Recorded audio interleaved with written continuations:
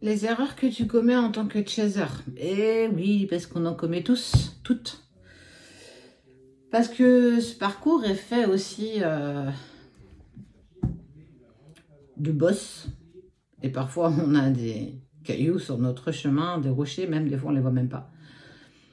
Une des erreurs que tu as tendance à commettre, c'est à tenter de te comparer. Arrête de te comparer avec une autre relation sacrée. Arrête de te comparer à une personne qui a tendance à avancer et peut-être pas toi. On n'a pas tous les mêmes parcours de vie. On n'a pas tous les mêmes blessures à travailler. On n'a pas tous été impactés de la même manière. Ce que toi, tu as vécu comme un choc traumatique, une autre personne le vivra certainement autrement. C'est ce qui fait qu'on est différent, c'est ce qui fait qu'on est soi. Une erreur que tu as tendance aussi à commettre, c'est de dire que tu fais tout et que l'autre fait rien. Alors dans les faits, ouais, c'est une vérité parce que le chaser fait 90% du job et le runner n'en fait que 10, mais il faut comprendre qu'à l'origine, toi, on t'a donné une locomotive à vapeur. Lui, il a déjà un TGV. Dans le sens où toi, il va falloir que tu charbonnes, tu vois, il faut que tu mettes le charbon dans ta loco. Lui, il a déjà le TGV, tout est prêt, il n'a plus qu'à appuyer sur son bouton et avancer. Donc, ce que toi, tu vas mettre 4 mois à dépasser, l'autre mettra 15 jours. Donc, effectivement, on ne va pas vous faire partir en même temps. Sans ton travail à toi, il n'y a pas d'évolution du lien. Mais ce parcours, il est avant tout le tien. Quand tu dois aller traverser et travailler tes blessures, tes blocages et tes peurs profondes, tu le fais pour toi. Tu le fais pas pour le lien, tu le fais pas pour l'autre. Tu le fais avant tout pour toi.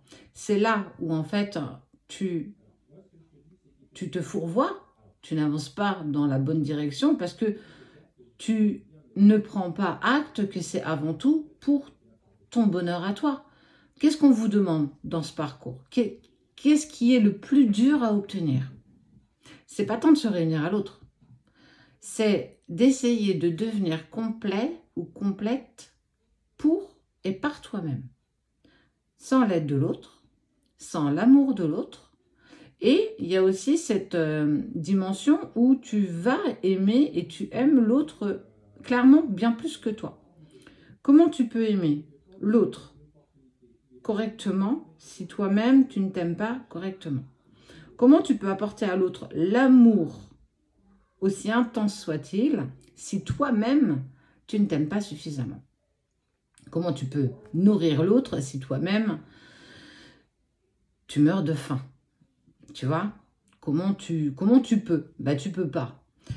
Il faut aussi, une des erreurs que tu as tendance à commettre, c'est que certains d'entre vous sont toujours en contact avec leur autre par message, certains arrivent même à les voir, et tu émets dans les énergies une attente. Tu attends, tu espères, tu viens mettre un point de pression sur le lien parce que pour toi, inconsciemment ou consciemment, tu as envie de plus et tu veux plus. Et en fait, méthodiquement, tu es quelqu'un de contrôlant, de chaser, de maîtrisant aussi. Tu n'aimes pas ne pas gérer une situation, une émotion. Et quand tu es en contact avec ton autre, ça y est, tu te lances dans des hypothèses de demain, après-demain, après-après-demain. Erreur que tu commets, c'est ne pas vivre l'instant présent.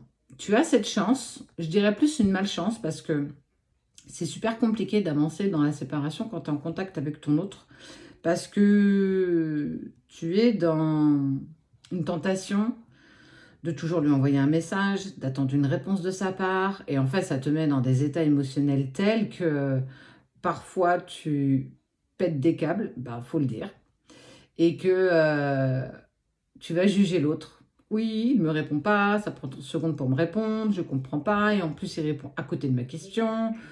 Je suis en train de me faire avoir, et patati, et patata, et repatata. Eh bien, clairement, on est en train de te dire, bah pas du tout. En fait, c'est toi qui te trompes. Tu es dans l'attente, mais arrête de te mettre dans l'attente, en fait. On ne te demande pas d'attendre. Quand tu envoies un message, si tant bien que vous êtes en communication, n'attends aucune réponse. Mais pourquoi tu lui envoies un message? Parce que tu en as envie ou parce que tu en as besoin? Si tu en as besoin, tu ne l'envoies pas, ça ne sert à rien, c'est de l'ego, c'est de la peur. Tu as juste besoin d'être rassuré. Donc si tu as envie de lui envoyer un message, fais-le, mais fais-le sans attendre aucune réponse de sa part. S'il ne te répond pas, c'est bien. S'il te répond, c'est bien aussi.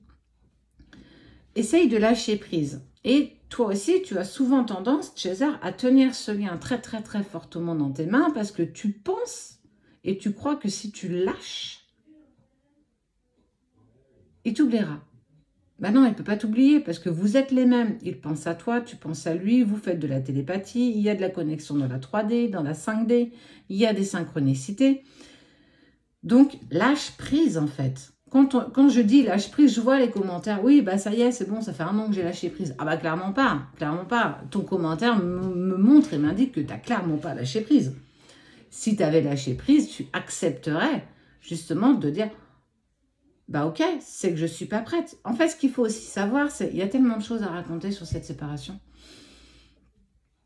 La personne qui n'est pas prête, bah c'est pas l'autre. C'est pas le runner. C'est toi le chaser. Parce que tu as une peur profonde d'être rejeté ou d'être à nouveau abandonné. Tu as peur que l'autre ne t'aime pas ou ne t'aime plus ou te tourne le dos à tout jamais et que sans ça, tu n'arrives plus à avancer parce que tu n'as pas encore ta complétude personnelle. Quand tu seras complet ou complète par toi-même, tu pourras, à ton tour, espérer d'avancer avec sincérité dans cette relation qui est avant tout la tienne. C'est ton parcours, c'est tout ce que toi tu dois mettre, c'est tes tripes pour être mieux avec toi-même. C'est traverser, aller voir tes parts d'ombre de ton passé. C'est aussi accepter ta part de lumière comme, je te le disais à l'instant, ta part d'ombre. Tu dois faire de tout ça un panel de gris, du gris clair au gris foncé. Rien ne t'interdit de pouvoir le faire. Autre erreur que tu commets, tu vas être dans le jugement si l'autre se met en couple. Bah, ça arrive. Chaque parcours, comme je te l'ai dit, est différent. Chaque relation est différente. Certains ont besoin d'aller tester une nouvelle relation avec une personne avec qui il espère peut-être avoir des sentiments. Mais c'est plus facile d'être avec une personne qu'on n'aime pas autant que son autre parce qu'on vit beaucoup plus tranquillement cette relation. Alors, c'est aussi accepter, mais quelque part, il ne te doit rien parce qu'il est en séparation avec toi. Si il n'arrive pas à sortir de cette relation tierce, c'est pas à toi. Arrête de t'en prendre à lui. Lâche prise par rapport à ça. Il le fera quand le moment sera le bon. Mais si il n'arrive pas à avancer dans la matière, c'est pas parce que toi non plus tu n'arrives pas à avancer dans la matière. Tu dois travailler sur 3 plans. Dans ta vie de tous les jours, quelqu'un de bien ancré, aller travailler, t'occuper de tes enfants si tu en as, régler les problèmes que tu as dans ta vie actuelle, avancer dans ton éveil personnel, ton éveil spirituel, qui je suis, quel est mon chemin de vie, etc. Qu'est-ce que je viens faire ici? 3e, travailler sur tes peurs, tes blocages et tes blessures. Plus tu vas mettre ça en lumière, plus ce sera facile pour toi et plus tu vas tendre le lien et plus il avancera, même si tu ne le sais pas. Ça fait partie à peu près des petits problèmes que tu peux traverser, que tu peux rencontrer et des erreurs que tu peux clairement commettre. J'espère que cette vidéo aura un peu pu t'éclairer un peu plus. Si tu as commis ces erreurs, ben c'est pas grave, c'est de l'accepter et de se dire, ben voilà, je sais que je n'ai pas besoin de recommencer, en tout cas je vais tenter de ne pas les refaire. En tout cas, sache qu'il t'aime, qu'il te ressent et que vous êtes similaires mais aussi opposés. En tout cas, si tu as d'autres questions, je t'invite à me les mettre en commentaire et je me ferai un plaisir de te répondre.